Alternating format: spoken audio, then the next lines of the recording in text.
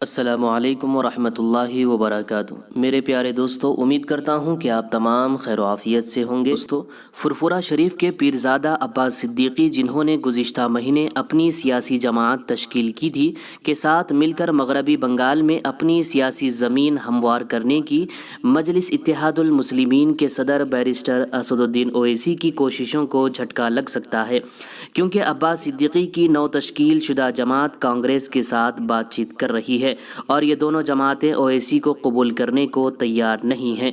गुज़िश्ता कई सालों से बैरिस्टर असदुद्दीन ओवैसी की पार्टी रियासत के मुस्लिम अक्सरियती अज़ला में अपनी पकड़ मजबूत बनाने की कोशिश कर रही है। बिहार असम्बली इंतखाबात में किशनगंज, जो बंगाल से मुत्तसिल अज़ला में MIM की शानदार कामयाबी के बाद ओवैसी के हामियों का हौसला बुलंद कर दिया था।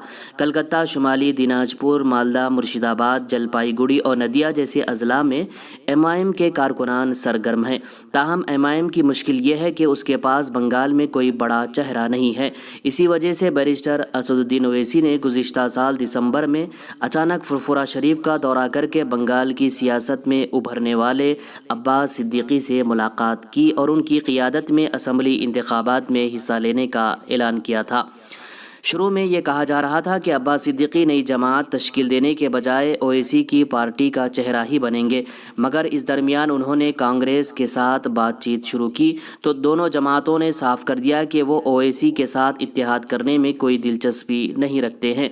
अगर वो अपनी जमात तश्कील देंगे तो उनके साथ बातचीत की जाएगी।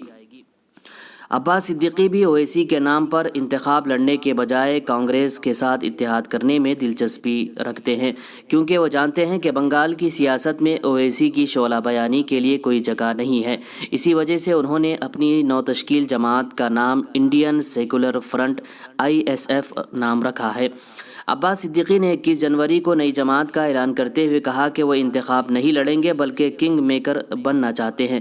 ऐसा लगता है कि ओवैसी और सिद्दीकी के दरमियान इत्तेहाद ख़त्म हो चुका है, जबकि कांग्रेस के सीनियर लीडर अब्दुल मन्नान ने कांग्रेस के सदर सोनिया गांधी को ख़त लिखकर अब्बास सिद्दीकी के साथ इत्तेहाद के लिए मंजूरी देने का मुतालबा किया है। उन्होंने कहा कि हमने ISF के साथ गैर सरकारी बातचीत का आगाज़ किया है। बीजेपी तो पहले नहीं थे, बीजेपी आप कैसा है उसका जवाब पहले दीजिए। बाद में ममता दीदी जब आए थे तब ममता दीदी ने फरमाए जहां हम 10,000 शिक्षा देंगे, प्रतिष्ठान देंगे। आज देखिए जो अनएडेड का टीचर है अभी रोड पे बैठा हुआ है। अभी देखा उन लोगों ने काम तो नहीं किया, फिर भी हमारे जो भाईचारा है हिंदू मुसलमान में उसमें बहुत बड़ा फाटल कर दिए। इसलिए हमने सोचा है चलो दूसरे के ऊपर पूरा विश्वास हम नहीं करेंगे, हम भी एक दल बना लेंगे। कहा कि आप चुनाव नहीं लड़ेंगे, आप किंग मेकर होना चाहते हैं, तो अगर जो लोग आपको देखकर वोट डालेंगे लेकिन आपके परिवार से ही जो कुत्तोहा सिद्दीकी की अगर हम बात करें तो वो तो तृणमूल के पक्ष में है, तो आपका अगर परिवार ही एक पार्टी को फॉलो नहीं करेगा तो जो बोल रहे हैं जो बीजेपी को फायदा पहुंच रहे हैं वो कौन बोल रहे हैं? पहले बोलिए कौन बोल रहे हैं? आपको क्या लगता है कि ऐसे वक्त में एक सियासी पार्टी की जरूरत थी? ममता बनर्जी कहती हैं वो सबका विकास, सबकी तरक्की चाहती है, सबको साथ लेकर चल रही हैं। लेफ्ट फ्रंट भी यही दावा करती है कि माइनॉरिटी वोट उनके साथ है। ऐसे में अब्बास सिद्दीकी को फुरफुरा शरीफ से क्यों जरूरत पड़ा कि एक सियासी पार्टी बनना चाहिए? देखिए, ममता दीदी ने क्या कहा, लेफ्ट क्या कहा, सब अपना अपना पास है, अपना राय है। मगर मेरा मानना है अभी जो माहौल चल रहे हैं इसमें हम विश्वास कर नहीं पा रहे दूसरी की पार्टी के ऊपर। इसलिए पिछड़ा हुआ मुस्लिम, दलित, आदिवासी और जितने पिछड़ा हुआ आदमी है सबके अधिकार के लिए हमको ये पार्टी लॉन्च करना, जो चुनाव में आना जरूरी था। दूसरा बात है मेरे संविधान में कोई जगह ऐसा नहीं है इस माहौल में नहीं करना चाहिए, दूसरा माहौल में नहीं करना चाहिए। जहाँ संविधान ने नहीं रोका दूसरी किसी के बाद यहाँ नहीं चलेंगे, ये मेरा मानना है। ओवैसी साहब क्या आपके प्रचार में आएंगे? आसाद साहब आए थे, आसाद साहब खोल के बता दिए बंगाल का माहौल कैसा है। अब्बास सिद्दीकी बेहतर जानते हैं, इसीलिए अब्बास सिद्दीकी के पीछे हम खड़े हैं। अब्बास सिद्दीकी जैसे कहेंगे उसी हिसाब से हम चलेंगे। हमने एक फंड बनाए, वो फंड के भी नाम सुने हैं, तो बोला ये आपका फंड में हम रहने के लिए मेरा मकसद है, हमने बोल दिया। क्या चुनाव प्रचार में वो आएंगे आपके साथ? अगर हमारे साथ फंड में रहेंगे तो बेशक हमारे साथ रहेंगे। ये भी कहा जा रहा है कि बीजेपी को इस सियासी पार्टी से फायदा पहुंचेगा, सेकुलर पार्टी नाम हलो इंडियन सेकुलर। जो बोल रहे हैं ये बीजेपी को फायदा पहुंच रहे हैं, वो कौन बोल रहे हैं? पहले बोलिए कौन बोल रहे हैं? विरोधी तो अनेक আছে, किसके बारे में बोल रहे हैं? जिस सोच को आप रिप्रेजेंट करने की बात कर रहे हैं, जिस सोच के लोग कह रहे हैं नहीं, कांग्रेस के बारे में ऐसे सवाल जवाब मैंने नहीं सुना। वाम के बारे में ऐसा नहीं सुना।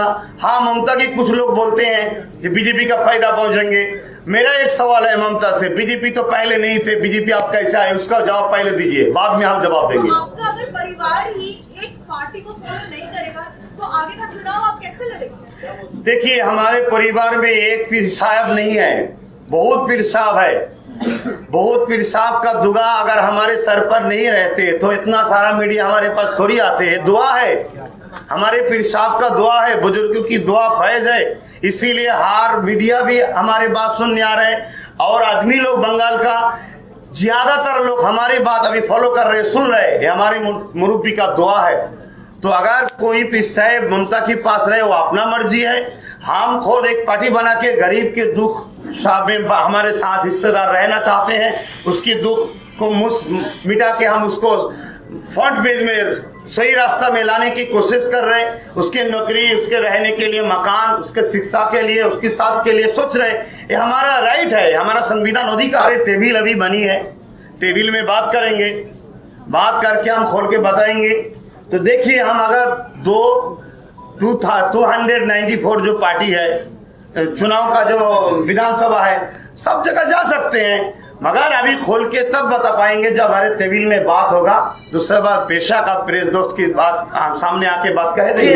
हमसे जो पूछा है आपने, जे ज्यादातर मुस्लिम वोट ममता दीदी के पक्ष में रहते हैं, तो देखिए हमारा मानना यह है, जो ममता दीदी जब आए थे तब ममता दीदी ने फरमाए जहां हम 10,000 शिक्षा देंगे, प्रतिष्ठान देंगे। आज देखिए, जो अनएडेड का टीचर है अभी रोड में बैठा हुआ है, नौकरी देंगे। उन्होंने कहा वकाफ स्टेट पुनरुद्धार कर देंगे, 15% संरक्षण देंगे। इसीलिए हमारे विश्वास हुआ, ठीक है चलो ममता की साथ दे दो। हमने बोल दिया तो आदमी लोग ममता के साथ, हमारे मानने वाला ममता के साथ गए हैं। अभी देखा उन लोगों ने काम तो नहीं किया, फिर भी हमारे जो भाईचारा है हिंदू मुसलमान में, उसमें बहुत बड़ा फाटल कर दिए। इसलिए हमने सोचा है चलो दूसरे के ऊपर पूरा विश्वास हम नहीं करेंगे, हम भी एक दल बना लेंगे और सबके लिए हमारे साथ में दलित, आदिवासी, मतुआ सबको रखेंगे। एक साथ जिसका आना है तो एक साथ चलेंगे। पर इससे तो बीजेपी को फायदा होगा ना? देखिए, इसमें बीजेपी का फायदा कहां से आ गए? वाम दे रहे, हिंदू वोट नहीं कटेंगे। कांग्रेस दे रहे, हिंदू वोट नहीं जाएंगे। बीजेपी की वाले टीएमसी दे रहे, उसमें हिंदू वोट कटवा नहीं होंगे। सुन रहे, दूसरा और पार्टी भी आ रहे, आम आदमी आ रहे, शिवसेना, और सुन रहे और कितना पार्टी आ रहे, इसमें 70% जो हिंदू है उसका नुकसान नहीं होगा। अरे बीजेपी को अगर रुकना चाहिए तो सबको एक साथ मिल के बैठना चाहिए। ममता आज सीएम है, उसी को लेना पड़ेगा, सबको साथ में लेके चलना चाहिए।